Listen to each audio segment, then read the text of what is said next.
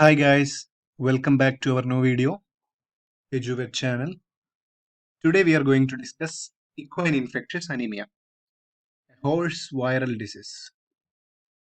So, equine infectious anemia is a blood-borne infection that affects horses and other equids and the mules, etc. Also the camels.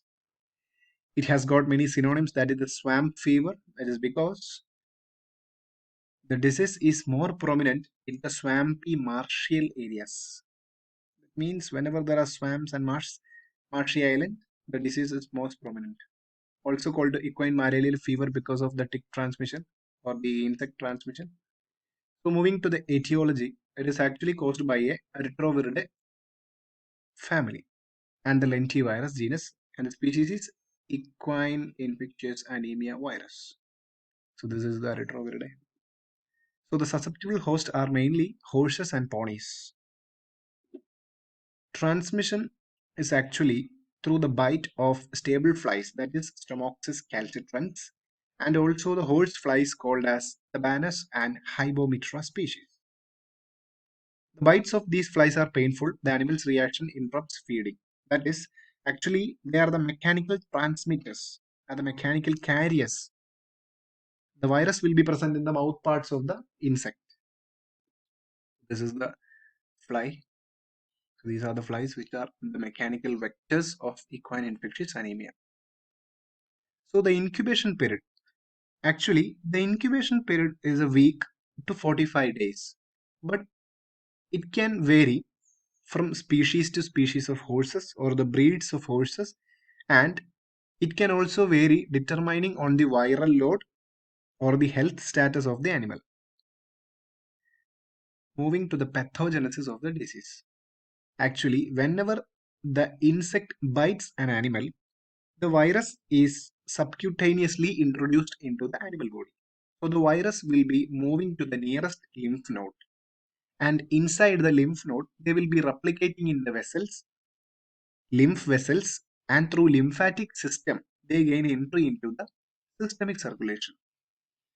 So now they bind with the RBC, that is erythrocyte get coated with the antigen antibody complex, and this complement causes increased osmotic fragility of RBC. Thus, RBC is broken and this leads to the anemia. So moving to the clinical signs, there are two forms of the disease. That is a chronic form which is having a low grade illness and an acute severe illness. In this chronic form, there will not be much noticeable clinical signs. There will be fever, lack of appetite, etc. Depression will be there, weight loss will be there, anemia will be there, and general ill health will be the main feature. And in the acute form, sudden high fever, severe loss of platelets, depression, clotting depression, and death rate is high in the acute form.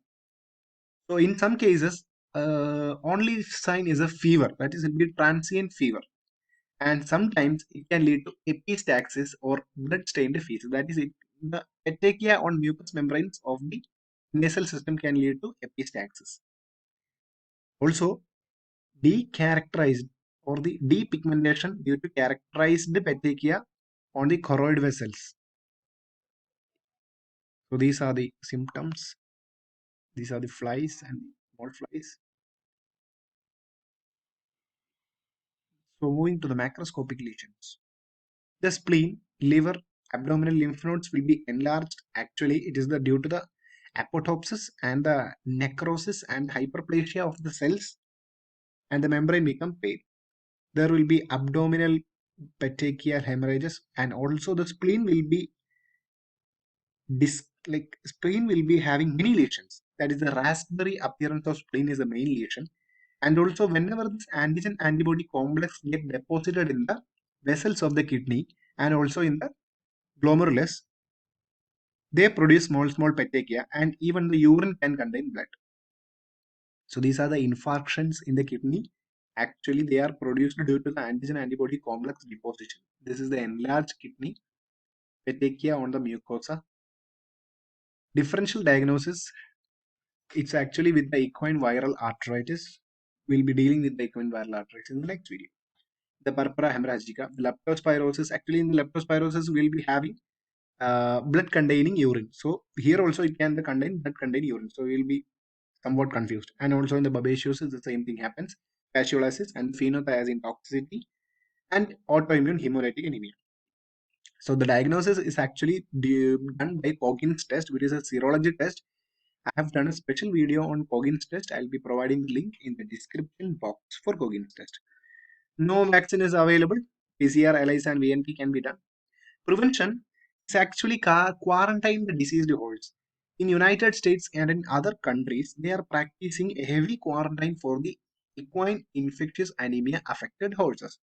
So whenever they are seropositive, they'll be quarantined at least 200 meters away from the normal animals, and they will be present whenever in transportation. They will be present in a closed enclosure, and they will be branded and tattooing continued because the tattooing will be done that this animal was once positive for EIA.